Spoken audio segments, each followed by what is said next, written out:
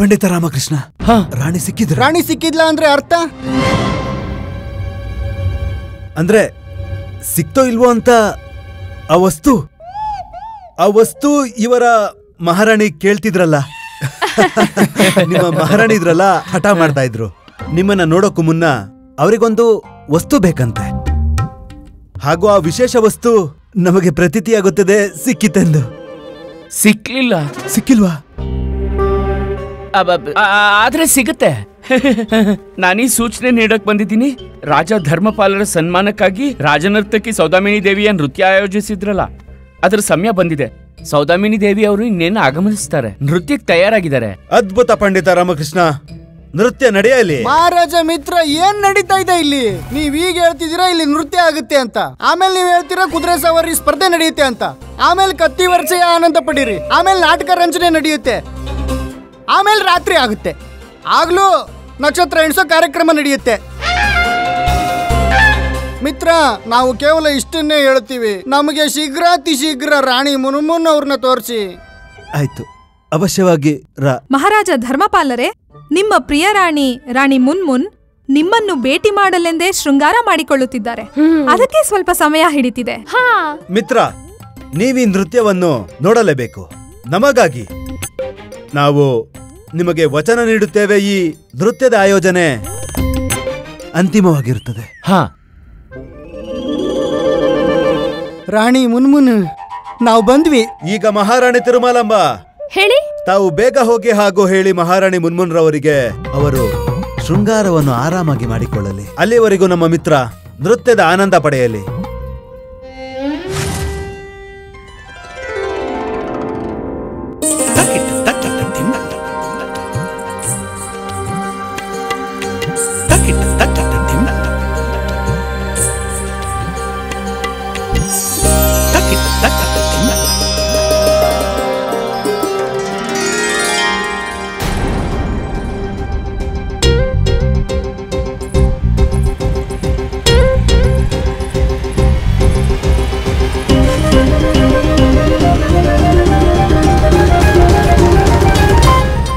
ನಮ್ಮ ಇಚ್ಛೆಯಾಗಿತ್ತು ನಮ್ಮ ಮಿತ್ರ ಲಂಕಾ ನರೇಶ್ ಧರ್ಮಪಾಲರ ಅತಿಥಿ ಸತ್ಕಾರ ವಿಜಯನಗರ ಪರಂಪರೆ ಅನುಸಾರ ಮಾಡಬೇಕೆಂದು.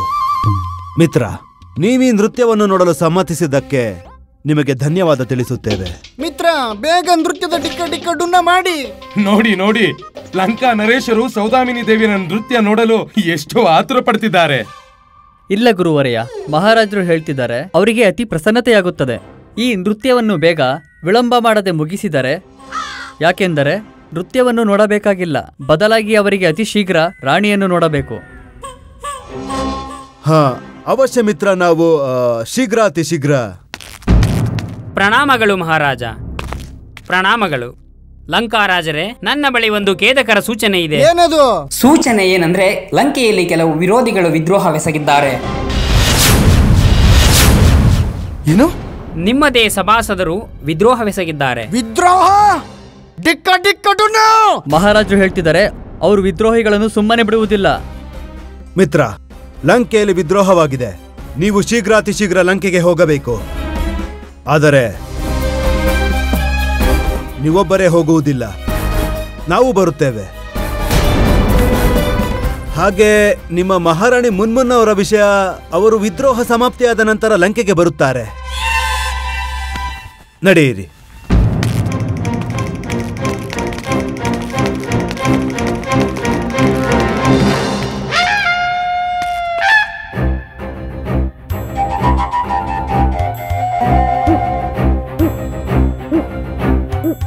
ಮಿತ್ರ,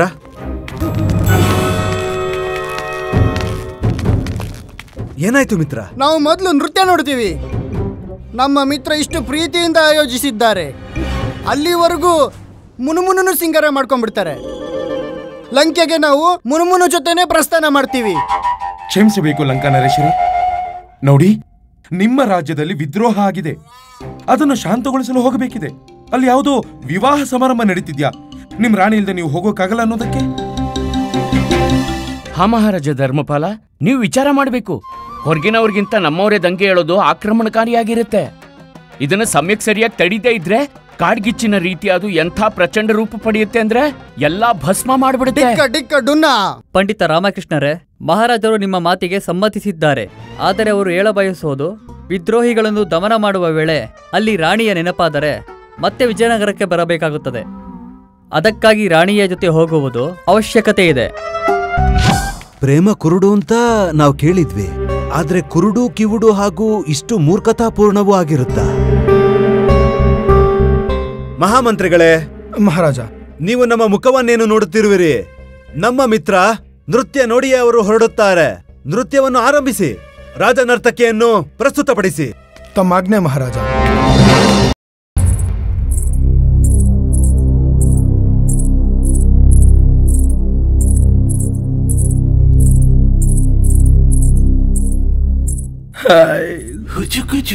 ಸೌದಾಮಿನಿ ದೇವಿ, ನಿಮ್ಮ ಮುದ್ದಾದ ಮುಖದಿಂದ ಈ ಪರದೆ ಸರಿದು ಬಿಟ್ರೆ ಆನಂದ ಪರಮಾನಂದ ಆಗ್ಬಿಡುತ್ತೆ.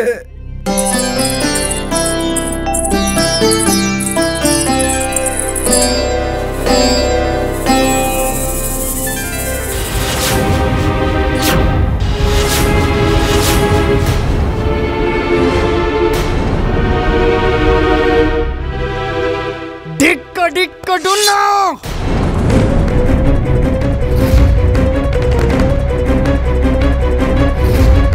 ಗುರುಜಿ, ನನಗನ್ನಿಸ್ತಿದೆ ಈಗ ಯುದ್ಧ ನಿಶ್ಚಿತ. ನಾವು ಆದಷ್ಟು ಬೇಗ ಇಲ್ಲಿಂದ ಓಡ್ ಹೋಗ್ಬೇಕು. ಜೀವ ಉಳಿದ್ರೆ ಬೇರೆ ಯಾವ್ದಾದ್ರು ರಾಜ್ಯಕ್ಕೆ ಹೋಗಿ ನೀವು ರಾಜ್ಗುರು ಆಗಿ ನಾವು ನಿಮ್ ಶಿಷ್ಯರಾಗಿ ಇರ್ತೀವಿ. ಭಗವಂತ,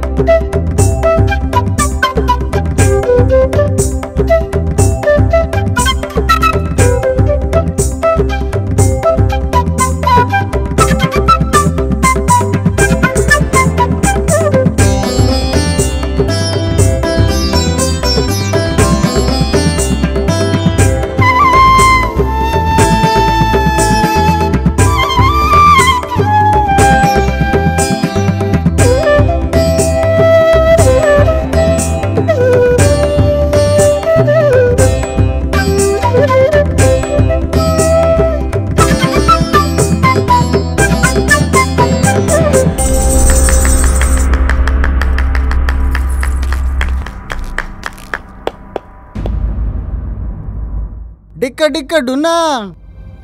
ಚಪ್ಪಾಳೆಯಲ್ಲಿ ನಮ್ಮ ರಾಣಿ ಎಷ್ಟು ಸುಂದರವಾಗಿ ನೃತ್ಯ ಮಾಡಿದ್ದಾರೆ. ಯಾರೂ ಚಪ್ಪಾಳೆನೇ ತಟ್ಟಲಿಲ್ಲ.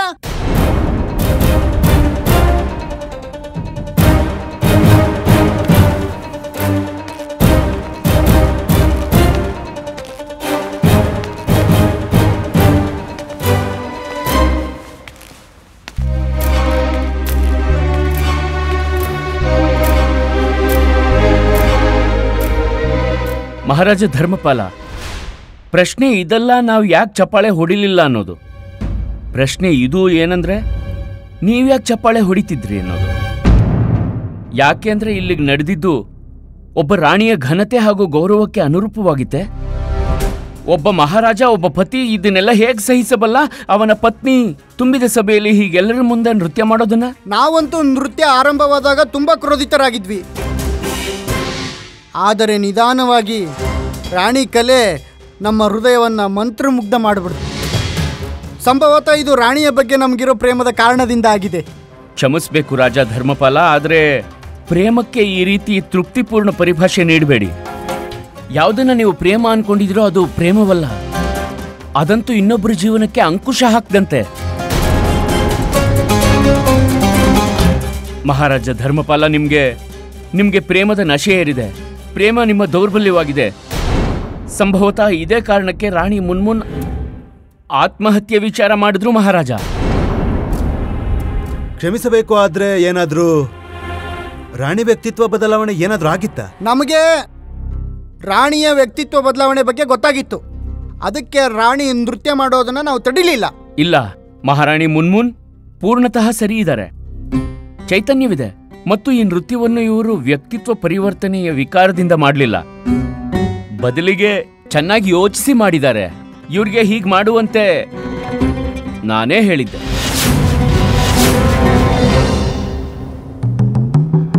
ಪಂಡಿತ ರಾಮಕೃಷ್ಣ, ಈ ದುಸ್ಸಾಹಸ ಹೇಗೆ ಮಾಡಿದ್ರಿ? ಮಹಾರಾಜ ಧರ್ಮಪಾಲ, ಯಾರಾದ್ರೂ ಕಣ್ಣು ಮುಚ್ಕೊಂಡಿದ್ರೆ ಅವರಿಗೆ ಕಣ್ಣು ತೆರೆಸಿ ಅವರಿಗೆ ಸತ್ಯ ತೋರಿಸಬಹುದು.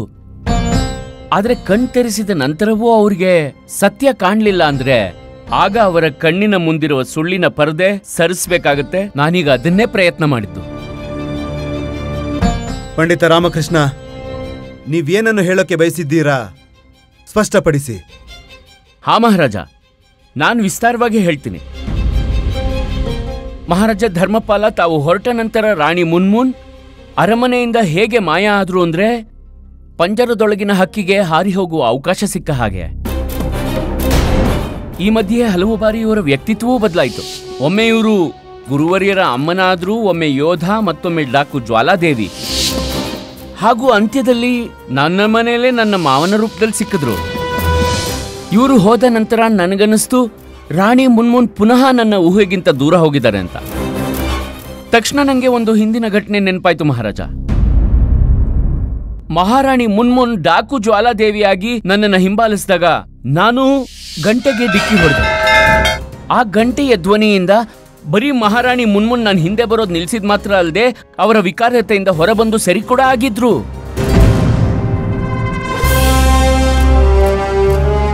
ಮಹಾರಾಜ, ನಾನು ಆ ಗಂಟೆಯ ಧ್ವನಿಯ ವಿಷಯವಾಗಿ ವಿಚಾರ ಮಾಡಿದೆ.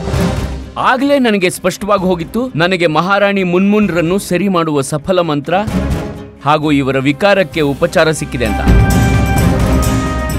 ಮಹಾರಾಜ, ಗಂಟೆಯ ಧ್ವನಿ ಕೇವಲ ಶಬ್ದವಾಗಿರೋದಿಲ್ಲ, ಅದರ ಪ್ರಭಾವ ನಮ್ಮ ಮಸ್ತಿಷ್ಕದ ಮೇಲೆ ಗಾಢವಾಗಿರುತ್ತೆ. ಯಾವ ರೀತಿಯಾಗಿರುತ್ತೆ ಅಂದ್ರೆ ಆ ಸಮಯ ನಮ್ಮ ಮಸ್ತಿಷ್ಕದಲ್ಲಿ ಯಾವುದೇ ನಕಾರಾತ್ಮಕ ಅಥವಾ ಕೆಟ್ಟ ವಿಚಾರವಿದ್ರೂ ಅದು ಮುರಿದು ಹೋಗುತ್ತೆ.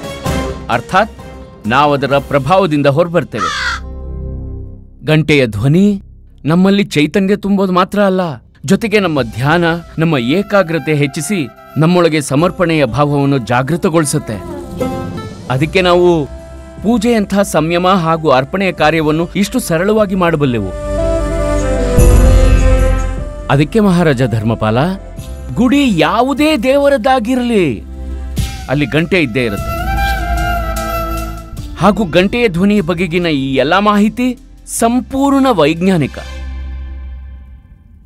ಗುರುಜಿ, ಇದೆಲ್ಲ ಗೊತ್ತಿತ್ತ ನಿಮ್ಗೆ? ಪಂಡಿತ್ ರಾಮಕೃಷ್ಣ ಹೇಳ್ತಿರೋದು. ಅರೆ ಮಣಿ, ಏನ್ ಮಾತಾಡ್ತಿದ್ಯಾ? ನಮ್ ಗುರುಜಿಗೆ ಜ್ಞಾನ ವಿಜ್ಞಾನದಿಂದ ಯಾವತ್ತಿಗೂ ತಗೊಳ್ಳೋದು ಕೊಡೋದೇನೂ ಇಲ್ಲ. ಇವ್ರಿಗೇನು ಗೊತ್ತಿಲ್ಲ. ಸರಿಯಾಗಿ ಹೇಳ್ದೆ. ಆಗ ನನಗೆ ಗೊತ್ತಾಯ್ತು ಈ ಗಂಟೆಯ ಧ್ವನಿಯಿಂದಲೇ ರಾಣಿ ಮುನ್ಮುನ್ರ ವ್ಯಕ್ತಿತ್ವ ಪರಿವರ್ತನೆ ವಿಕಾರಕ್ಕೆ ಮುಕ್ತಿ ಸಿಗುತ್ತೆ ಅಂತ. ಅದಕ್ಕೆ ನಾನು ನಮ್ಮ ಮನೆಯ ಗಂಟೆ ತಗೊಂಡು ಇವ್ರ ಹಿಂದೆ ಹೋದೆ. ನಿಲ್ಲಿ!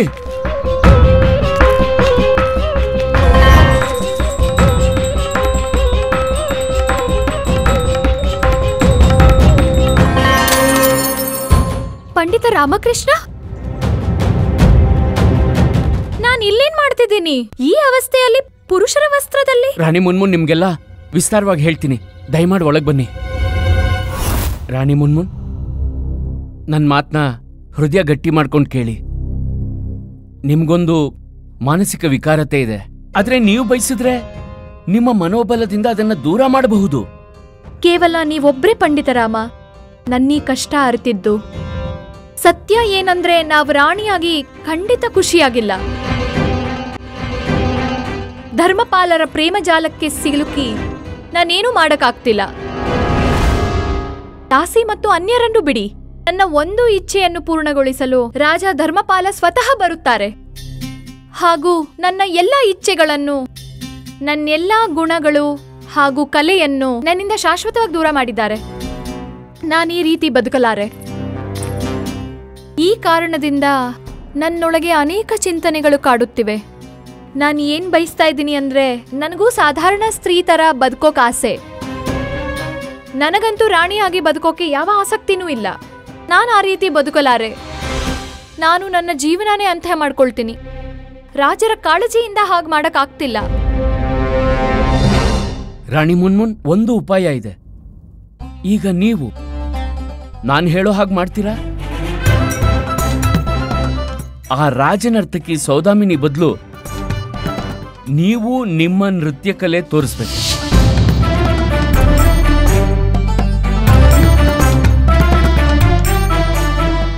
ಪಂಡಿತ ರಾಮಕೃಷ್ಣ ಸತ್ಯ ಹೇಳ್ತಿದ್ದಾರೆ. ನಾವಿಲ್ಲಿ ನೃತ್ಯ ಮಾಡಿರೋ ಕಾರಣವೇನೆಂದ್ರೆ ನಾವು ನೋಡ್ಬೇಕಿತ್ತು ನೀವು ಎಷ್ಟು ಮಿತಿ ಮತ್ತು ಹದ್ದು ಮೀರ್ತೀರಾ ಅಂತ. ಕ್ಷಮಿಸಿ ಮಹಾರಾಣಿ ಮುನ್ಮುನ್, ಆದ್ರೆ ನಿಮ್ಮ ಪತಿ ಎಲ್ಲಾ ಮಿತಿಗಳನ್ನು ಮೀರ್ಬಿಟ್ರಿ ಇವತ್ತು. ಇವರ ಪತ್ನಿ, ಇವರ ರಾಣಿ ರಾಜನರ್ತಕಿಯಾಗಿ ದರ್ಬಾರಲ್ಲಿ ಎಲ್ಲರ ಮುಂದೆ ನೃತ್ಯ ಮಾಡ್ತಿದ್ರೆ ಇವರು ಚಪ್ಪಾಳೆ ಹೊಡೆದು ನಿಮ್ಮನ್ನ ಉತ್ತೇಜಿಸಿದ್ರು. ಮಹಾರಾಜ ಧರ್ಮಪಾಲ, ತಾವು ಜ್ಞಾನಿ ರಾಜರು, ನನ್ನನ್ನ ಕ್ಷಮಿಸ್ಬಿಡಿ. ಪ್ರೇಮವನ್ನು ಬಂಗಾರದ ಪಂಜರದೊಳಗೆ ಬಂಧಿಸಿಡಲಾಗದು. ಹಾಗೆ ಮಾಡಿದ್ರೆ ಅದು ಉಸಿರುಗಟ್ಟಿ ಅಂತ್ಯ ಕಾಣುತ್ತೆ. ನಿಮ್ಮ ಪ್ರೇಮವನ್ನು ಮುಕ್ತವಾಗಿ ಬಿಡಿ. ಅದು ನಿಮ್ಮದೇ ಆಗಿದ್ರೆ ಮರಳಿ ನಿಮ್ಮ ಬಳಿ ಅವಶ್ಯವಾಗಿ ಬರುತ್ತೆ. ಒಂದೊಮ್ಮೆ ಬರೆದಿದ್ರೆ ಅದು ನಿಮ್ಮದಾಗಿರ್ಲೇ ಇಲ್ಲ. ನಿಮ್ಮ ಪತ್ನಿ ಕೌಶಲ್ಯಗಳ ಪರ್ವತ ಮಹಾರಾಜ ಧರ್ಮಪಾಲ. ಇವರಿಗೆ ಕಲೆಯಲ್ಲಿ ನಿಪುಣತೆ ಇದೆ. ಇವರ ಒಳಗೆ ಪ್ರತಿಭೆಗಳ ಮಹಾಪುರವೇ ಇದೆ. ಆದ್ರೆ 3 ಹೊತ್ತು ನೀವು ಇವ್ರ ಮೇಲೆ ದೃಷ್ಟಿ ಇಟ್ಟು ಇವ್ರ ಮೇಲೆ ಕೇವಲ ಮಾನಸಿಕ ಅತ್ಯಾಚಾರ ಮಾಡಿದ್ರಿ, ಪ್ರೀತಿಯಲ್ಲ. ಹಾಗೂ ಇದೇ ಕಾರಣದಿಂದ ಇವರು ಮಾನಸಿಕ ಯಾತನ ಗ್ರಸ್ತರಾದ್ರು. ಮಹಾರಾಜ, ಈ ಮಾನಸಿಕ ಖಿನ್ನತೆ ಅಂಥ ವ್ಯಕ್ತಿಗಳಲ್ಲಿ ಉತ್ಪನ್ನವಾಗುತ್ತೆ. ಅವರಲ್ಲಿ ಸಾಮರ್ಥ್ಯವಂತೂ ಇರುತ್ತೆ, ಅವರ ಇಚ್ಛೆಗಳು ಪೂರ್ತಿಯಾಗುವುದಿಲ್ಲ. ಹಾಗೂ ಇಂಥ ವ್ಯಕ್ತಿಗಳ ಅದೆಷ್ಟೋ ರೂಪಗಳು ಅವರ ಮೇಲೆ ಪ್ರಾಬಲ್ಯ ಬೀರುತ್ತೆ. ಮಹಾರಾಜ ಧರ್ಮಪಾಲ, ನಿಮ್ ಕಣ್ತೇರಿಸೋ ಸಲುವಾಗಿ ನಿಮಗಿದನ್ನು ತೋರಿಸೋ ಅವಶ್ಯಕತೆ ಇತ್ತು. ಮಹಾರಾಣಿ ಮುನ್ಮುನ್ರ ಈ ಸಮಸ್ಯೆಗೆ ಕಾರಣ ಮತ್ತು ಪರಿಣಾಮ ಏನೆಂಬುದು. ಮತ್ತೊಂದು ವಿಷಯ, ನೀವು ನಿಮ್ಮ ಪತ್ನಿಯ ಪ್ರೇಮದಲ್ಲಿ ಎಷ್ಟು ಮುಳುಗಿದ್ದೀರಿ ಅಂತಂದ್ರೆ ನಿಮ್ಮ ರಾಜಧರ್ಮವನ್ನೇ ಮರೆಯೋ ಅಷ್ಟು. ಅದರಿಂದಲೇ ಇಂದು ನಿಮ್ಮ ಸ್ವಂತ ರಾಜ್ಯವೇ ನಿಮ್ಮ ವಿರುದ್ಧ ದಂಗೆ ಏಳುವಂತಾಗಿದೆ. ಪಂಡಿತ ರಾಮಕೃಷ್ಣ, ಈಗ ನಮ್ಮ ಕಣ್ಣು ಎಷ್ಟು ತೆರೆದಿದೆ ಅಂದ್ರೆ ನಾಚಿಕೆನೂ ಆಗ್ತಿಲ್ಲ. ರಾಣಿ ಮುನ್ಮುನವ್ರೆ, ಇಂದು ನೀವು ನಮಗಾಗಿ ಇಷ್ಟೆಲ್ಲ ಮಾಡಿಬಿಟ್ಟಿರಿ. ಈಗ ಕೇವಲ ನಮ್ಮ ಇಚ್ಛೆ ಇಷ್ಟೇ, ನೀವು ಇನ್ನು ಮುಂದೆ ಜೀವನ ಪೂರ್ತಿ ಸ್ವತಂತ್ರರಾಗಿರಿ.